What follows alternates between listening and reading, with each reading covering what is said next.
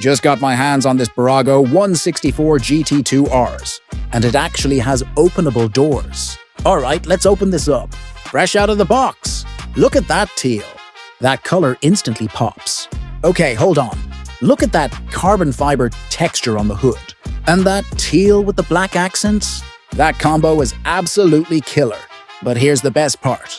Openable doors on a 1/64 scale. What do you think is teal the best color for the GT2 RS? Or do you prefer something more classic? Drop your answer in the comments. And check out more pieces like this at toyworldjaipur.in.